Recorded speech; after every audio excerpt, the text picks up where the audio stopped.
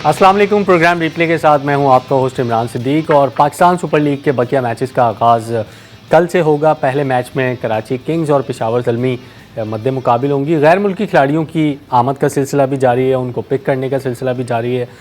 कुछ foreign players जो कि PSL के पहले पार्ट का हिस्सा थे वो दूसरे पार्ट का हिस्सा नहीं बन सके। कुछ नए खिलाड़ी भी आए हैं, तो बहुत ज़्यादा चेंजेस हैं कुछ स्क्वाड में। कुछ स्क्वाड यानी कराची और एक दो स्क्वाड ऐसे हैं जिनको इतना ज़्यादा इससे फ़र्क नहीं पड़ा है। उनके तमाम तर खिलाड़ी जो हैं वो वापस PSL के बकिया मैचेस खेलने के लिए आ गए हैं। आज पाकिस्तान सुपर लीग के मैचेस पर बात करेंगे। अगले आखिर के पार्ट्स में हम ये भी बात करेंगे कि पाकिस्तान सुपर लीग 11 जिसमें 8 टीमें होंगी, क्या क्या नए रूल्स होंगे, क्या क्या उसमें तब्दीलियाँ होने जा रही हैं पाकिस्तान सुपर लीग में। इन तमाम तर सूरत हाल पर बात करने के लिए हमारे साथ आज स्टूडियो में मौजूद हैं स्पोर्ट्स एनालिस्ट कामरान मुजफ्फर, और आपने इनको मुख्तलिफ TV चैनल्स पर भी देखा होगा। कामरान मुजफ्फर हमारे साथ मौजूद हैं। स्क्वाड बाय स्क्वाड इस पर बात करते हैं, लेकिन सबसे पहले कराची किंग्स जो कि टॉप पोजीशंस में भी है, उनको इतना ज़्यादा कोई फ़र्क नहीं पड़ा है। उनके जो प्लेयर्स गए थे, वार्नर, नबी, जेम्स विंस और टिम सैफर्ड, ये टॉप के जो उनके प्लेयर्स थे वो तो तमाम वापस आ गए, और ज़ाहिर है लोकल प्लेयर तो तमाम ही दस्तियाब हैं। इन पे तो मेरा ख्याल है इसका कोई फ़र्क नहीं पड़ा। ये ज़रूर हो सकता है कि मोमेंटम टूट गया हो। नहीं, बहुत शुक्रिया Imran. First of all thank you आपका मदद करने का। और कराची किंग्स साहब ने स्टार्ट कर लिया जहाँ पे ज़्यादा चेंजेस हैं ही नहीं। एक वही उनका केन विलियमसन की जगह पे उन्होंने वैसे पहले भी लिया हुआ था चेंज, उन्होंने रिप्लेसमेंट लिया हुआ था। जी जी। तो मैकडर्मट भी आ रहे हैं, तो वहाँ पे उनको नहीं इतना प्रॉब्लम नहीं होना चाहिए। कॉम्बिनेशन में भी उनको कोई प्रॉब्लम नहीं आएगा। उनके वही 4 प्लेयर्स हैं।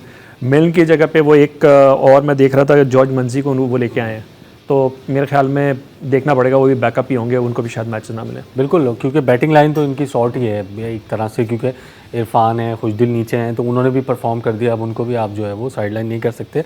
लाहौर कलंदर्स मुझे लगता है कि इसमें सबसे ज़्यादा मुतासर हुई है, क्योंकि बिलिंग्स उनके नहीं आए हैं, डैरल मिचेल उनके नहीं आए हैं, डेविड वीसे उनके नहीं आए हैं, सिकंदर रज़ा आई थिंक एक मैच के लिए आए हैं। तो ये की प्लेयर्स हैं, इनकी कोर का हिस्सा हैं।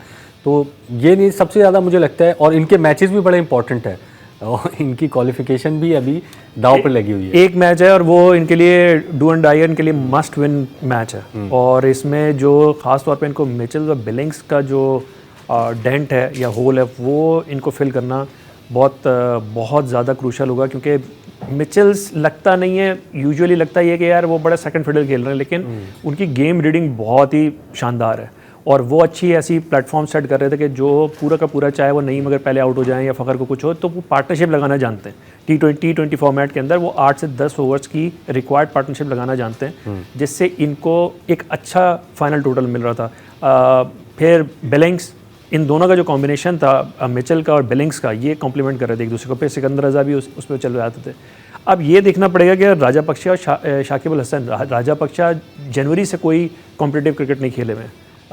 शाकिब अल हसन ने आखिरी दफ़ा जो कॉम्पिटिटिव क्रिकेट खेली है वो नवंबर में खेली है। तो क्या वो आते ही इतने क्रूशल मैच के अंदर परफॉर्म कर पाएंगे, ये बहुत बड़ा चैलेंज होगा। और दूसरा, आप एक नई जगह पे आ रहे हैं, नई कंडीशन में आ रहे हैं, नई टीम में आ रहे हैं, वैसे ही आपको 3-4 मैचेस जो हैं वो चाहिए होते हैं सेटल डाउन होने के लिए।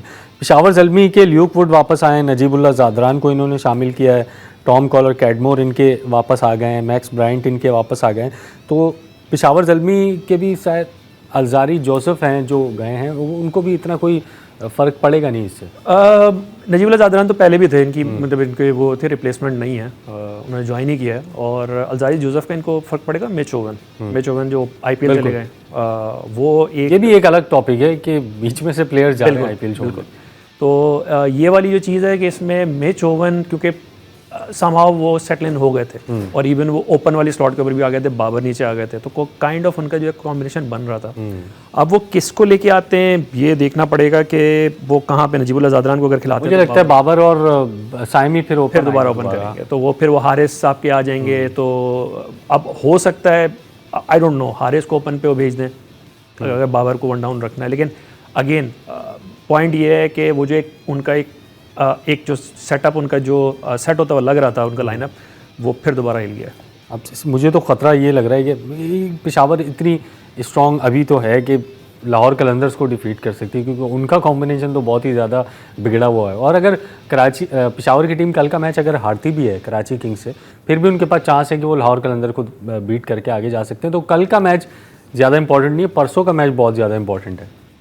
बिल्कुल ऐसे ही है, और मेरे ख्याल में इसमें और डिटेल में बात कर लेंगे। आप अभी ये स्क्वाड्स का अगर करना चाह रहे थे, फिर उसके बाद एक हम टीम्स के चांसेस के ऊपर। कोयटा ग्लैडिएटर्स पे आ जाते हैं। फिन एलन है, रायली रोसो वापस आ गए, गुलबदीन नाइब हैं जिनको शामिल किया इन्होंने, अविष्का फर्नांडो हैं, दिनेश चंदीमाल को इन्होंने शामिल किया है। इनके मार्क चैपमैन आई थिंक नहीं आए, काइल जेमिसन आईपीएल में चले गए, और वो भी चले गए। हाँ, ये स्क्वाड भी कोयटा का जो है वो हमारे सामने। तो मेंडिस भी चले गए। मेंडिस भी आईपीएल में चले गए। तो इनका भी कहीं ना कहीं डिस्टर्बेंस ज़रूर आएगी, क्योंकि मेंडिस ने हमने देखा 1-2 कैमियो खेले, मार्क चैपमैन की मौजूदगी ज़ाहिर है, एक अच्छे T20 के प्लेयर हैं, तो थोड़ा सा फ़र्क तो पड़ेगा इनको भी। विव रिचर्ड्स भी शायद नहीं आ रहे। वेव रिचर्ड्स तो खैर मसला नहीं है, वो मेरे ख्याल में उनका तो खैर पाकिस्तान वो उस टाइम पे भी आए हैं जब बहुत ही बुरे हालात भी रहे हैं। 2017 में 2015 में वो आ चुके हैं। उनका कोई और पर्सनल रीज़न हो सकते हैं, हाँ, वो शायद के भी मसाइल हैं, कमिटमेंट्स के हो सकते हैं उनके मसले। वो ये हालात जो रीजनल हालात हैं वो वजह नहीं हो सकती। लेकिन मेंडिस उनको काफ़ी ज़्यादा एक ऐसा होल है जो उनको फिल इन करना पड़ेगा, और फिर वो वाली चीज़ है। लेकिन लाइक फॉर लाइक रिप्लेसमेंट इन अ वे लगता है कि चंदीमल, लेकिन चंदीमल में कैपेबिलिटी भरपूर है, वो रोल प्ले कर सकते हैं। चैपमैन को शायद उतना मिस नहीं करेंगे। जेमिसन तो बेंच पे ही थे। चैपमैन के ऊपर इन्होंने मैच ही खेले वो। चैपमैन 5 मैच नहीं खेले, शुरू के लेट आए थे तो एंटिसिपेशन बहुत थी, लेकिन वो फेल हुए, तो उनकी कंट्रीब्यूशन इतनी ज़्यादा थी नहीं जिसके ऊपर आप वो कहें। लेकिन मेंडिस का जो रोल है वो काफ़ी उनको जो चंदीमल को करना पड़ेगा, ये क्रूशियल होगा।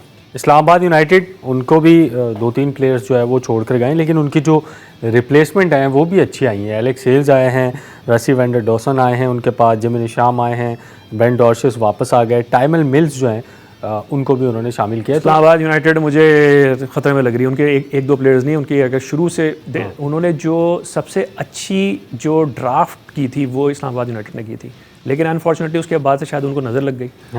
मैथ्यू शॉट बगैर खेले चले गए, एलेक्स कैरी नहीं आए, फिर उसके बाद RVD रसी वंडर डूसन उन्होंने ड्राफ्ट में पिक किया था, वो नहीं आए थे, वो अब आ रहे हैं। और उसके बाद उन्होंने काइल मेयर्स को लिया था, वो नहीं आ रहे।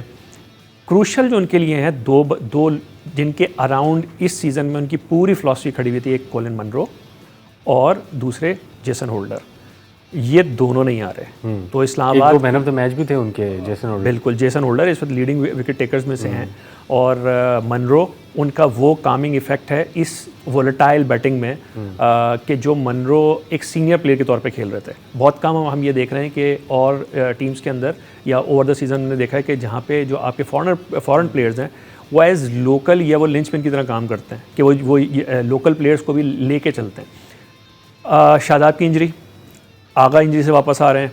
फिर उसके बाद आप इनको देख सकते हैं, अभी उनके शहजाद का और हुनैन का या साद मसूद का, उनके जो इमर्जिंग का मसला है वो चल रहा है। जेसन होल्डर उनका परफॉर्म कर रहे थे, वो उनको सबसे बड़ा प्रॉब्लम है। उसके लिए वो जेम्स निशम को लेके आए हैं, और साथ में वो मेरे ख्याल में और किसको, टिम आलमेंस को लेके आए। मेरा नहीं ख्याल कि जेसन होल्डर के लेवल की वो है।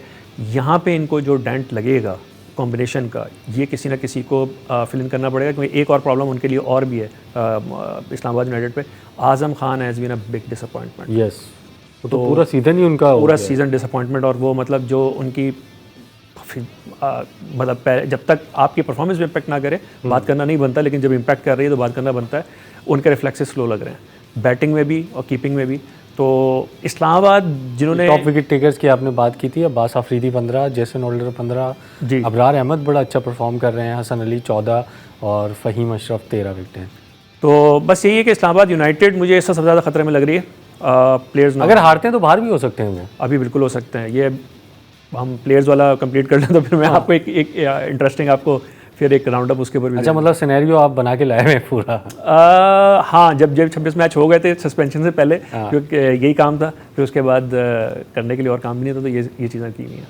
चलें, कल जो है वो पहला मैच है कराची किंग्स और पेशावर ज़ल्मी के दरमियान। पेशावर ज़ल्मी जीतता है तो well and good, Karachi Kings जीतता है तो टॉप 2 पोजीशन आई थिंक उनकी कंफर्म हो जाएगी, और उनको फिर क्वालिफायर या एलिमिनेटर में जो चांस होता है वो चांस जो है वो मिलेगा। ये आप सामने देख सकते हैं, डेविड वार्नर वापस आए हैं। लग नहीं रहा था, क्योंकि आपको पता है कि थोड़ा सा ऑस्ट्रेलियंस और न्यूजीलैंड के जो प्लेयर्स हैं वो इस मामले में थोड़ा सा हसास होते हैं, और हमने देखा भी कि IPL में मिचेल स्टार्क वहाँ पर नहीं जा रहे हैं, और फाफ डुप्लेसी नहीं जा रहे हैं, और भी जॉस बटलर हैं जो आईपीएल में खेलने के लिए नहीं जा रहे हैं। बहुत सारे प्लेयर्स ने आईपीएल में खेलने से इनकार किया है, तो इसी वजह से पाकिस्तान सुपर लीग के भी 3 प्लेयर्स जो हैं वो आईपीएल की फ्रेंचाइजीज ने पिक किए हैं और वो कॉन्ट्रैक्ट की, हम कह सकते हैं कि कॉन्ट्रैक्ट की खिलाफ वर्जी करके जो है आईपीएल खेलने गए हैं पाकिस्तान सुपर लीग के प्लेयर्स। ये हमने स्क्वाड पर जो है वो अभी बात की। पहले हम बात कर लेते हैं सिनेरियो के ऊपर और फिर हम बात करेंगे ये जो आईपीएल वाला सीन है और फिर वो जो PSL 11 वाला सीन है। सिनेरियो क्या है अभी सिंपल, अगर मैं आपसे पूछूं कि मैं एक तो चीज़ ये है कि पेशावर ज़ल्मी अगर जीतती है तो थ्रू कर जाएगी लाहौर कलंदर्स के ख़िलाफ़, ये तो सिंपल है। फिर इस्लामाबाद, कराची, कोयटा और ये 4 टीम हो जाएंगी, पेशावर मुल्तान और लाहौर कलंदर्स की टीम बाहर हो जाएगी। सिंपल तो यही है, और कोई भी है तो अगर जैसे हमने बात की इसमें दो गेम चल रहे हैं। मज़े की चीज़ ये कि 2 टीमों का क्लियर कट पता है कि वो कहाँ फिनिश होंगी।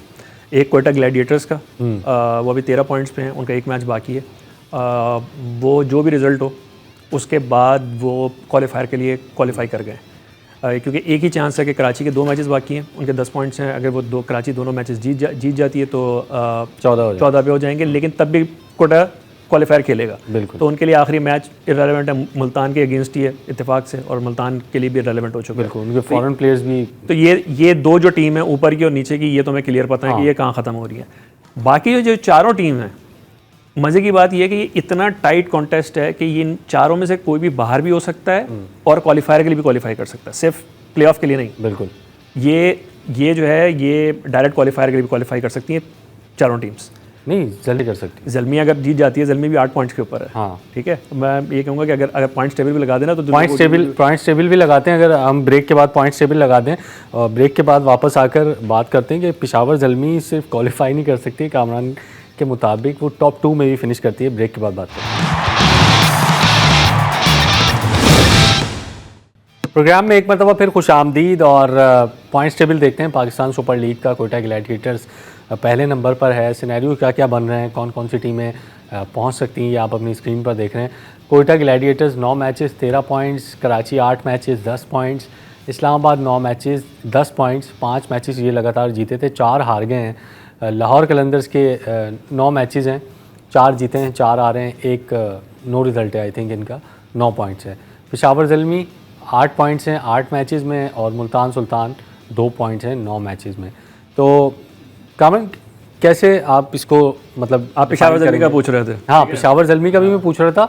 और अभी ये ऐसा तो नहीं हो सकता ना कराची किंग्स बाहर हो सकती है, ऐसा तो नहीं हो सकता? हो सकता है अभी ये भी हो सकता है। कैसे हो सकता है, ज़रा डिफाइन करें। वो इस तरीके से हो सकता है कि देखें, पेशावर ज़ल्मी को अगर आप देखें, ये इनके 2 मैचेस बाकी हैं। हाँ। ये 12 हो जाएंगे, 12 पॉइंट्स के ऊपर पॉइंट्स पे हो जाएंगे, और -0.082 है, 0.082 है। हाँ। ये डेफिनेटली इंप्रूव होगा शायद। अच्छा, फिर उसके बाद कराची और इस्लामाबाद में से जो टीम एक जीतेगी, हाँ। क्योंकि उनका जो आपस का मैच है उसके 12 पॉइंट्स हो जाएंगे, दूसरी टीम के 10 रह जाएंगे। बिल्कुल ठीक है, वो 10 पे रह जाएगी कोई एक टीम, और लाहौर जो है वो 9 पॉइंट्स के ऊपर है। हाँ। तो ठीक है, ये तो मैं वो वाला सिनेरियो बता रहा हूँ कि इसमें अगर ये जीतते हैं और 10 पॉइंट के ऊपर टाई हो सकता है। 12 पे फॉर एग्जांपल इस्लामाबाद चला गया, कराची का अगर आप पूछ रहे हैं, 12 पे इस्लामाबाद चला गया, 11 पे लाहौर आ गया, पेशावर 10 पे आ गया, और कराची भी 10 पे आ गया, लेकिन उनके 0.433 हैं, और उधर उनका 0.0 मैथमेटिकल पॉसिबिलिटी सही है कि अगर बड़े, लेकिन इसमें एक कन्फ्यूजन ये है कि पेशावर ज़ल्मी ने जो मैच जीतना है वो लाहौर के खिलाफ जीतना पड़ेगा फिर उनको, क्योंकि लाहौर तो फिर नहीं जा सकता ना 9 पॉइंट्स के साथ। तो अभी हम ये कह सकते हैं कि कराची इस्लामाबाद सेफ है, लाहौर और पेशावर ज़ल्मी जो है वो थोड़ी सी मुश्किल में है। ये हम क्या, लाहौर सबसे ज़्यादा मुश्किल में, सबसे ज़्यादा मुश्किल में लाहौर लग रहा है। और मतलब ये एक लिहाज से बड़ा मज़ेदार भी है कि 4 टीम्स हैं, उनमें से किसी एक ने बाहर होना है, और 4 में से कोई भी अगर अच्छा खेलता है तो वो जो है वो प्लेऑफ्स में भी जा सकता है। बिल्कुल। तो मतलब बड़ा, और ब्रेक आ गया तो ये बड़ा अच्छा सिनेरियो है। और सिंपल अगर मैं एक लाइन में इसको डिफाइन करूं तो 4 टीमों के लिए एक विन जो है वो ज़रूरी है प्लेऑफ में जाने के लिए। और इस्लामाबाद और कराची बगैर जीते भी पहुंच सकते हैं 10-10 पॉइंट्स के साथ, लेकिन वो फिर डिपेंडेंट होंगे दूसरी टीमों के ऊपर। आईपीएल की हम बात कर रहे थे कि यार बहुत सारे प्लेयर्स आईपीएल में चले गए, जिसमें मेंडिस हैं, काइल जेमिसन है, आई थिंक तीसरा मुझे अभी भी नाम याद था, जहन से निकल गया। 3 प्लेयर्स, जेमिसन, मेंडिस, एक और प्लेयर गया, अभी हम बात भी कर रहे थे वो मेरे ख्याल। तो ये जो कॉन्ट्रैक्ट होते हैं मिच ओवन, हाँ, ये जो कॉन्ट्रैक्ट होते हैं पाकिस्तान सुपर लीग के, तो इसमें तो ये डेट मेंशन होती है या फिर सुपर लीग के इख्तिताम तक प्लेयर्स ने खेलना ये मेंशन होता है, या इसमें कोई ऐसी भी थोड़ी सी छूट होती है कि बीच में प्लेयर जो है वो जा सकते हैं, या ऐसा कोई नहीं होता? मेरे ख्याल में इस दफ़ा जो कुछ हुआ है, क्योंकि इससे पहले तो कभी आईपीएल और पीएसएल एक ही टाइम के ऊपर हुआ ही नहीं, तो ये सिनेरियो हुआ नहीं। बिल्कुल, क्लैश भी इस तरह से नहीं हुए हैं। और होता क्या था कि अगर बीबीएल से क्लैश कर रहे हैं या आईएल T20 से कर रहे हैं तो प्लेयर्स अपना नाम ही नहीं डालते थे। इस दफ़ा ये हुआ है कि ये प्लेयर्स ने पहली दफ़ा उधर भी डाला, इधर भी डाला, और फिर जैसे इससे पहले कॉर्बिन बॉश हैं, उन्होंने यहाँ पे सेलेक्ट हो गए कि वहाँ से उनका बना तो वो वहाँ पे चले गए। मिच ओवन ने कम से कम ये काम किया था कि उन्होंने कमिट किया था कि यहाँ वो फाइनल तक रहेंगे और उसके बाद वो वहाँ पे करेंगे। लेकिन मेरे ख्याल में कहीं ना कहीं पे ऐसी क्लॉज में लूप होल मौजूद है। कॉर्बिन बॉश के केस में तो बिल्कुल भी नहीं थी, लेकिन यहाँ पर है 3 प्लेयर्स अगर आपके जा रहे हैं तो ये या तो ये फोर्स मेजोर या कोई ऐसी सिनेरियो है जो कि कॉर्बिन बॉश को मिला के 4 हो गए। कॉर्बिन बॉश को, लेकिन कॉर्बिन बॉश को तो आप कह सकते हैं कि वो इलीगल था, जिसके ऊपर फाइन भी लगा, तो आप पीसीबी को उसके ऊपर मतलब रिस्पॉन्सिबल नहीं कर सकते। लेकिन इन 3 प्लेयर्स का इसका मतलब ये है कि कोई ऐसा लीगल होल मौजूद है, कोई क्लॉज या ऐसी वो चीज़ मौजूद है जो कि इन प्लेयर्स ने यूज़ की है। और एक जो मज़े की चीज़ है वो ये है कि ये जो रिप्लेसमेंट जा रहे हैं, क्योंकि मिच ओवन तो पहले आईपीएल में वो पिक हो गए थे, पंजाब किंग्स ने शायद उनको पिक किया है, तो वो तो शायद अगले साल रिटेंशन के लिए एलिजिबल हों। लेकिन आपके जो मेंडिस और जेमिसन ये अगले साल रिटेंशन के लिए एलिजिबल नहीं होंगे आईपीएल में, जो उनकी अभी जो क्योंकि वो रिप्लेसमेंट है, क्योंकि ये रिप्लेसमेंट है। अच्छा, पीएसएल में इन्होंने ऐसा रूल नहीं लाए। अब ये जितनी रिप्लेसमेंट के प्लेयर्स आ रहे हैं ये अगले साल रिटेंशन के लिए भी अवेलेबल होंगे। वो एक अलग बात है, वो शायद हमने आगे चल के बात करनी है कि अगले साल तो पीएसएल का पूरा मंजरनामा ही चेंज होगा, लेकिन टेक्निकली वो इसको अलाउ कर रहे हैं। तो ये प्लेयर्स इनके लिए भी एक सोचने की चीज़ है कि सिर्फ 3-4 मैचेस के लिए ये पीएसएल छोड़ के वहाँ जा रहे हैं, ये करना नहीं चाहिए। ऐसे प्लेयर्स देखें, एक तो वैसे खुद को प्लेयर्स को भी सोचना चाहिए कि ये कोई अच्छा नहीं लगता इस तरह से ना। आपकी एक कॉन्ट्रैक्ट होता है, एक ऑब्लिगेशन होती है, सब कुछ होता है, लेकिन उसके बावजूद भी अगर प्लेयर्स ऐसी चीज़ करते हैं कोई, तो क्या मतलब वही होना चाहिए जो कॉर्बिन बॉश के साथ हुआ, कुछ पाबंदी? कॉर्बिन बॉश को तो आप कर सकते थे क्योंकि उसने एक कॉन्ट्रैक्ट साइन किया था। इनको नहीं कर सकते, इनको नहीं कर सकते क्योंकि अब मैं एज्यूम कर रहा हूँ कि जो इनका जो लीगल कॉन्ट्रैक्ट था उसके अंदर शायद डेट्स मेंशन थी, उसके बाद ये फ्री थे। सब्जेक्ट टू अवेलेबिलिटी इनके पास एक ऑप्शन था कि आए कि ना आए, तो वो एक अलग चीज़ है। एक कहने को ये हो सकता है, उनके क्रेडिट के लिए हम ये कह सकते हैं कि उनकी गलती तो नहीं है ना कि पीएसएल रीस्केड्यूल हो गई, वो तो कमिटेड थे। बिल्कुल बिल्कुल। उसके बाद बहुत सारे प्लेयर्स का एनओसी भी 18 तारीख तक था। बिल्कुल। तो उसमें यह है कि अब मेरे ख्याल में जेसन होल्डर के आने की वजह भी शायद ये, आई एम नॉट श्योर कि वो वेस्ट इंडीज़ के भी मैचेस शुरू हो गए, वेस्ट इंडीज़ और इंग्लैंड के भी, तो ये पॉसिबिलिटी है, लेकिन ये देखना पड़ेगा। वैसे अगर देखें तो यार ये इमरान एक एक्सेप्शनल सिनेरियोज़ हैं, इसके लिए इतनी ज़्यादा प्लानिंग होती नहीं है ऐसे सिनेरियोज़ के लिए, और फिर ये आजन है PSL 10 का है। और ये था भी थोड़ा सा अनएक्सपेक्टेड ना, क्योंकि कोई सोच भी नहीं सकता था कि इस तरह से दोनों की दोनों लीग जो है वो मुलतवी हो जाएंगी और उनको भी प्लेयर्स की शॉर्टेज हो जाएगी, यहाँ पे भी प्लेयर्स की शॉर्टेज हो जाएगी। तो ये पाकिस्तान सुपर लीग पे हमने बात की। 10 तक 11 में क्या क्या चीज़ें चेंज होंगी, क्या क्या नए रूल्स आ सकते हैं, इस पर बात करेंगे ब्रेक के बाद।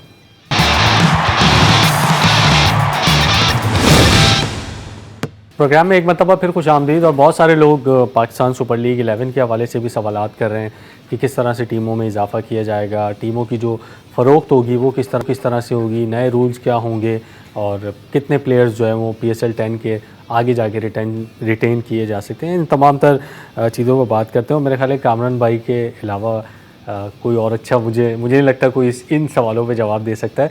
सबसे पहले तो क्या क्या चेंजेस आएंगी PSL 11 में, रिटेन कितने प्लेयर्स हो सकते हैं, इस हवाले से क्या आपके मालूमात में? इमरान देखें, ये यहाँ तक का किसी ने सोचा नहीं था। जिन लोगों ने PSL घड़ी की थी उनका कोई PSL से कोई ताल्लुक़ नहीं है दूर दूर तक भी।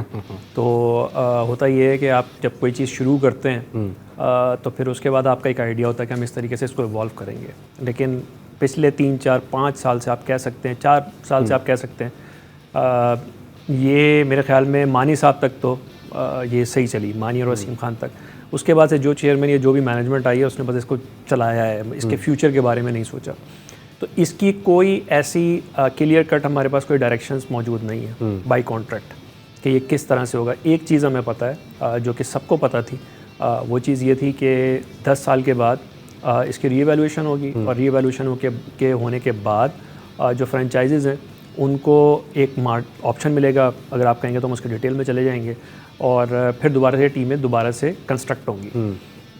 मैंने सुना था 4 प्लेयर रिटेन हो सकते हैं। नहीं, ऐसा कुछ भी अभी नहीं है और ये कन्फ्यूजन इसलिए मौजूद है क्योंकि PSL इतना मिसमैनेज्ड है अनफॉर्चुनेटली कि कहीं भी क्लैरिटी मौजूद नहीं है। क्योंकि अगर जो आपकी प्रोफेशनलिज्म है उसमें आपको पता होना चाहिए था, लेकिन अगर मैं कोट करूं, पिछले दिनों मैंने आपको बताया था ऑफ एयर भी एक शो में, वहाँ पे समीर राना और नदीम उमर मौजूद थे। वहाँ पे उन्होंने ये चीज़ कही कि रमीज़ राजा ने उनको मानी साहब ने उनके जो राइट्स थे उनको 30 साल तक एक्सटेंड कर दिया था, तो लेकिन रमीज़ राजा ने उसको 20 साल कर दिया है। तो कहने का मकसद ये है कि ये 10 साल वाली तो कोई क्लॉज है ही नहीं उनके मुताबिक, और कोई बिडिंग नहीं होगी 10वीं PSL के बाद, ये उनका कहना है। नहीं, लेकिन अली तरीन तो कह रहे हैं ना होगी। बिल्कुल, यही मैं कह रहा हूँ कि अब ये भी कन्फ्यूजन इस तरीके से मौजूद है कि यहाँ पे ये कहा गया है। और फिर आपको ये जहन में रखना पड़ेगा कि PSL के अब जो हेड बने हैं वो PCB के लीगल के हेड हैं।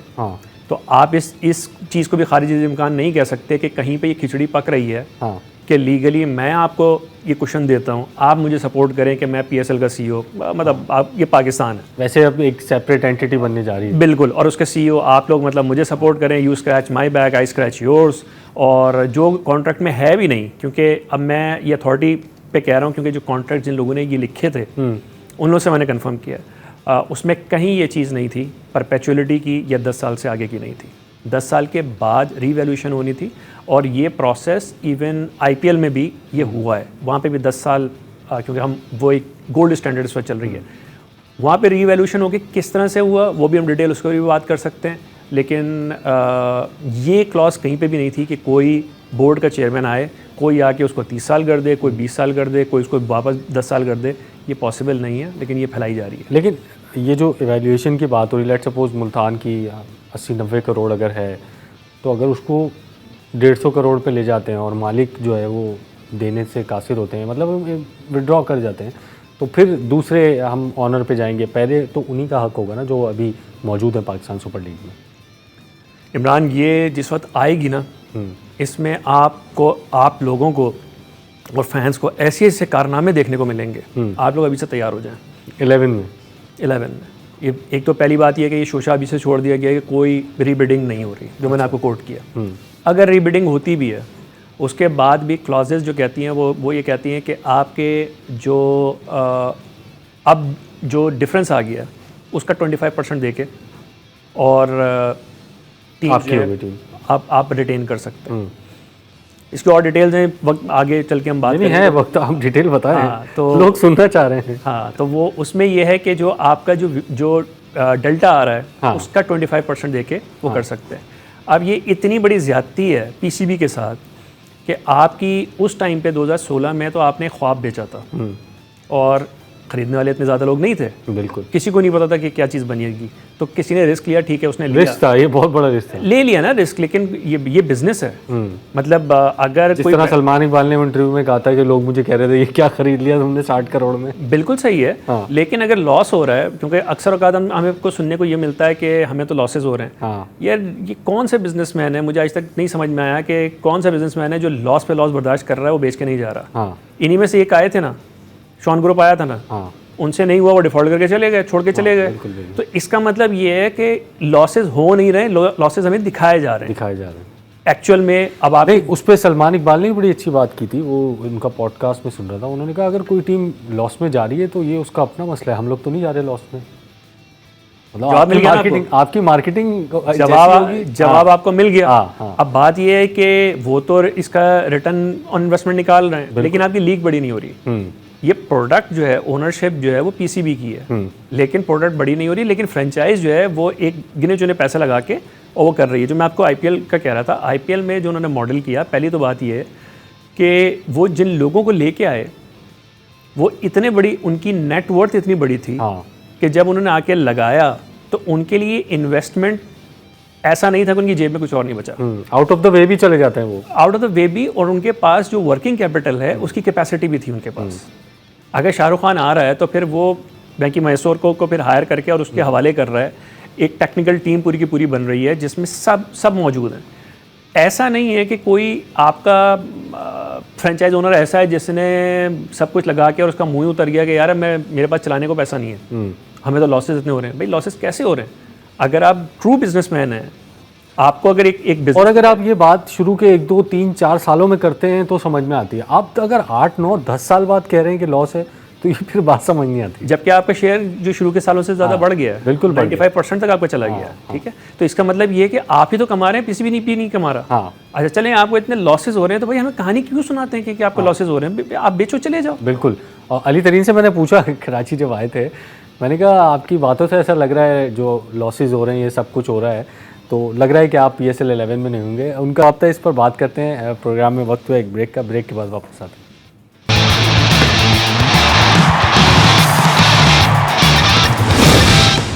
प्रोग्राम में एक मरतबा फिर खुश आमदीद। और ब्रेक से पहले हम बात कर रहे थे जो पाकिस्तान सुपर लीग के मालिकान हैं, उनकी जो कंसर्न है, उनके जो लॉसेस हैं, उसके बारे में बात कर रहे थे। हाँ, मैं आपसे कह रहा था कि अली तरीन जो कह रहे हैं हमें लॉसेस हो रहे हैं और सही डायरेक्शन में नहीं है पाकिस्तान सुपर लीग, तो वो छोड़ना भी नहीं चाह रहे हैं और क्रिटिसाइज़ भी कर रहे हैं। और बड़ा वैलिड सलमान इकबाल का ये पॉइंट था कि जब आप अपनी ही प्रोडक्ट को क्रिटिसाइज़ करेंगे तो आपको कौन स्पॉन्सर करेगा फिर? तो ये आपकी मार्केटिंग, आप ये सवाल अपनी मार्केटिंग टीम से पूछें, ना कि पाकिस्तान क्रिकेट बोर्ड से पूछें। नहीं, बिल्कुल ऐसा ही है। आप मुझे बताइए कि जो मर्चेंडाइज़ की अगर बात होती है या फ़ैन जोन की बात होती है, ये आइडिया तो आज से 10 साल पुराना था। 10 साल में कौन से हमने देख लिए? इसमें कौन सी एक्टिवेशन जो असल में अगर आप लोगों के आम लोगों को भी समझाने के लिए मैं एक बात कर रहा हूँ कि फ्रेंचाइज़ का जो लफ्ज़ है, ये कॉन्सेप्ट यही है कि आप कोई भी, अगर आप इंटरनेशनल फूड चेन भी अगर आप देख लें, उनके लोकल पार्टनर्स हैं जिन्होंने उसकी फ्रेंचाइज दी है, जिसमें स्टैंडर्ड उनका होता है, सब कुछ उनका होता है। और उसके बाद आपकी जो वो कंपनी होती है, लोकल कंपनी होती है, वो वर्क फोर्स देती है, वर्किंग कैपिटल देती है, जो कि बाहर से वो कंपनी खुद से नहीं आती। तो कहती है तुम मेरा नाम यूज़ कर रहे हो तो मेरा स्टैंडर्ड तुमने फॉलो करना है और मैं उस पर मेक श्योर करूँगा कि तुम्हारे स्टैंडर्ड्स और काम करने का स्टाइल हो। इस तरीके से चलता है। आप चेंज उठा के देख लें, जो बाहर की जितनी चेंज है, कोई बाहर से वो खुद आके तो इन्वेस्टमेंट नहीं कर रही पाकिस्तान में। ठीक, ये फ्रेंचाइज मॉडल है। यही जो था PSL का मॉडल था। यहाँ पे PCB ने यहाँ पे स्टैंडर्ड सेट करने थे क्योंकि ये PCB की प्रोडक्ट है। और उसके बाद आपके जो फ्रेंचाइजेज हैं उन्होंने वो उसके बिजनेस डेवलपमेंट के ऊपर काम करना था। वो बिजनेस वहाँ पे लेके जाना था जहाँ पे PCB खुद नहीं जा सकता। ये बेसिक फ्रेंचाइज स्ट्रक्चर इस तरह से है। अनफॉर्चुनेटली आपका जिस तरह से यहाँ पे काम किया गया वो ये हुआ कि PCB ने अपनी जगह छोड़ दी, उनको भी समझ नहीं, फ्रेंचाइज को भी समझ नहीं। फ्रेंचाइजेज अपने आप को मालिक समझने लगे। अब वो कहते हैं कि, और इसको लिटरली आपने जो ना रेंटल मॉडल बना के रख दिया कि जैसे एक आपको रेंट पे दुकान मिल जाती है, यार अब इसमें जो कुछ भी मैं करूँ। नहीं, ये फ्रेंचाइज़ है आपकी। अगर इंटरनेशनल एक चेन की अगर आप आउटलेट खोल के बैठे हुए हैं और आप उसमें मतलब फास्ट फूड की वो है, बर्गर की अगर वो है, और उसमें आप जो है वो कबाब रोल बेचना शुरू कर दें, तो कोई एक्सेप्ट नहीं करेगा क्योंकि आपने एक सर्टन मीट करना है, वरना फिर आप उसको बंद कर दें, आप छोड़ के चले जाएँ। या हुआ ये कि वो स्टैंडर्ड्स तो ना PCB दे सका, जब दे नहीं सका तो चलाएगा कैसे? वो ये ओनर्स चला नहीं सके तो, और इस बिज़नेस को वो ग्रो नहीं कर सके, बिज़नेस को डेवलप नहीं कर सके। ना PCB का फोकस, ना फ्रेंचाइज का फोकस। एक लॉस किसका हुआ इमरान? लॉस जो हुआ वो PCB का और PSL का हुआ। ये आज से 5 साल पहले तक शायद ये दूसरे नंबर की थी, या जब आई थी दूसरे लेवल की थी, दूसरे नंबर की थी। अब ILT20 आ गई, SA20 आ गई, इवन BPL कंपटीशन बढ़ गया है। कंपटीशन आपका बहुत ज़्यादा बढ़ गया है। तो यहाँ पे आपने इसको किसने आके लेके जाना था? अगर आप कहते हैं हमें ओनरशिप दें, तो भाई आपका ही तो काम था, आपने ओनरशिप लेके इसको ग्रो करना था, लेकिन आप ग्रो नहीं कर पा रहे। तो मतलब मेरा थोड़ा सा शिकवा है फ्रेंचाइजेज से कि आप इसको उस तरह से ग्रो नहीं कर पाए और शिकायतें ज़्यादा हैं और मेरे ख्याल में डिलीवरी उतनी नहीं है। तो आपको लगता है कि ये जो करंट सिनेरियो है, अभी जो 6 हमारे ऑनर्स हैं, ये आपको 11 और उसके बाद भी नज़र आएंगे? और क्योंकि एक ही ने अभी पब्लिकली कंसर्न शो किया है, बाकी के कंसर्न ज़रूर हैं। एक रेवेन्यू मॉडल पे कंसर्न है, प्रॉफिट कम होने पे कंसर्न है। कंसर्न सबके हैं, छोड़ना कोई नहीं चाहता। हाँ, ये क्या वजह है इसकी? यही तो आंसर है, ये तो जवाब है। भाई देखिए, मैं बड़ी सीधी सी बात कर रहा हूँ। मैं अगर पैशनेट हूँ ना, अब मैं एक अलग जाविये से आपसे बात करता हूँ। अगर मैं फ़ैन हूँ तो मैं पैसे दे के बैठने को भी तैयार हो जाऊंगा, जैसे फ़ैन करता है कि यार मुझे बस जो है वो इमरान के साथ बैठने को मिल जाए तो मेरा पैसा वसूल है, ठीक है। ठीक है। शायद कड़वी लगे और ख़ासतौर पे फ्रेंचाइज़ को शायद बुरी कड़वी लग जाए ये बात। मसला ये है कि हमारी PSL में जो इन्वेस्टर्स आए, जो पार्टनर्स आए, वो फ़ैन बॉयज़ थे। जो प्लेयर के उन्होंने जो चीज़ ख़रीदी है वो प्लेयर्स एक्सेस ख़रीदा है कि यार मेरा इनके साथ टाइम गुजर जाए। उनको क्रिकेट बिजनेस की इतनी समझ नहीं है कि ये बड़ा कैसे होता है, ये चलता कैसे है, ठीक है।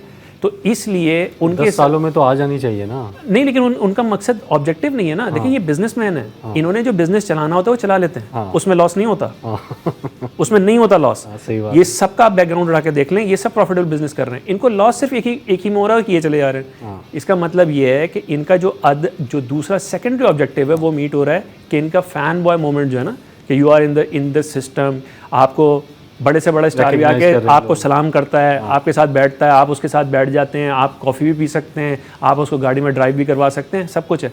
ये अगर आप फ्रेंचाइज ओन नहीं करेंगे तो ये प्लेयर्स कहाँ आपको मुंह लगाएंगे। बिल्कुल, ये रिकग्नाइज। अच्छा, वैसे जो लॉस की जो बात होती है, एक टर्म यह भी है कि जो प्रॉफिट कम होता है ना उसको भी लॉस में कंसिडर करते हैं। मैं तो ये कहता हूँ अगर इनको ये समझ भी आ जाए कि रेवेन्यू लॉस और रेवेन्यू लीक में कितना डिफरेंस है, या प्रॉफिट लॉस भी सही जगह कैलकुलेट कर लेना, तो ये भी एक बहुत बड़ी कामयाबी होगी। अनफॉर्चुनेटली ऐसा नहीं है। और जो आपने एक केस का कोट कर दिया, बहुत सी फ्रेंचाइजीज को मैं जानता हूँ, बहुत सी फ्रेंचाइजीज तो नहीं, खैर उनका PSL शुरू से पहले ही जो होता है वो जीत चुके होते हैं, क्योंकि वो अपना रेवेन्यू जनरेट कर चुके होते हैं। उनके लिए लीग जीतना और हारना सेकेंडरी होता है। आखिर में क्योंकि 2 टीमें ऐड होनी है तो 3-4 नाम ऐसे आ रहे हैं सामने। सियालकोट है, हैदराबाद है, फैसलाबाद का नाम आ रहा है, कश्मीर का भी नाम आ रहा है कि कश्मीर की टीम हो। कौन सी 2 टीमें होनी चाहिए? क्योंकि अगर हम ऐसे जोग्राफिकली देखें तो 3 टीमें हैं पंजाब से ऑलरेडी। लाहौर है, मुल्तान है और कैपिटल है इस्लामाबाद, लेकिन एरिया वही है पंजाब। तो कौन सी 2 टीमें आपकी नज़र में होनी चाहिए PSL 11 में? यार वैसे तो ये बाय रूल्स भी ये राइट होता है, जो खरीदेगा वो उसका नहीं, वो ठीक है आपकी। लेकिन मेरा सवाल यही है हाँ। कि अगर दोनों इन्वेस्टर्स पंजाब से हुए तो फिर ये तो डोमिनेट हो जाएगा, पंजाब की 5 टीमें हो जाएंगी, दीगर कोई मसला नहीं है इनका। मसला है क्यों नहीं है? इसका मसला ये है इमरान के अभी तक आपकी 2 टीम जो हैं, 3 टीम्स की तो लोकल फुटिंग ही नहीं है ना। आप पेशावर ज़ल्मी का पेशावर में कोई मैच नहीं हुआ, कोयटा का कोयटा में नहीं हुआ, तो हम होम एंड अवे और वो ग्राउंडेड तो आप हैं ही नहीं। तो ये हवा में मुअल्लक कि आपने लीग 10 साल करवा दी है, तो क्या फ़र्क पड़ता है? आप पंजाब की और लेके आ जाएं, मुल्तान का भी है। लेकिन जो बात है कि जो ज़्यादती है वो सियालकोट और फैसलाबाद के साथ है। सियालकोट और फैसलाबाद आपकी नर्सरीज थे, और आप अभी भी उठा के देख लें, फिर सियालकोट जो है वो फर्स्ट क्लास में, अभी आपने 18 टीमों के ऊपर आप रीजन्स के ऊपर गए, फिर जीत गई सियालकोट। आप नेशनल T20 में देखा, उधर से परफॉर्म किया, रिकॉर्ड जीते। तो सियालकोट और फैसलाबाद के फैंस डिजर्व करते हैं कि उनकी हो, वो कोयटा से ज़्यादा। चले, मैं थोड़ा सा डिसएग्री करूंगा आपसे। सियालकोट होनी चाहिए, लेकिन एक मेरा ख्याल है सिंध की टीम होनी चाहिए, या फिर एक कश्मीर साइड की यहाँ की टीम होनी चाहिए, ताकि पूरे मुल्क में भी एक इंटरेस्ट हो। जब दीगर ग्राउंड्स पर मैच हो, ग्राउंड्स हमारे ज़्यादा हों, वहाँ पर भी जो है वो लोग आएँ। इमरान जाते जाते इस पर यही कर लेते हैं, एक बिड आपकी जगह एक मैं करूँगा, जो हम दोनों का दिल चाहेगा ना, हम अपने प्रोग्राम का वक्त जो है वो ख़त्म हुआ है। कल एक और प्रोग्राम के साथ आपकी खिदमत में हाजिर होंगे, तब तक के लिए अल्लाह हाफ़िज़।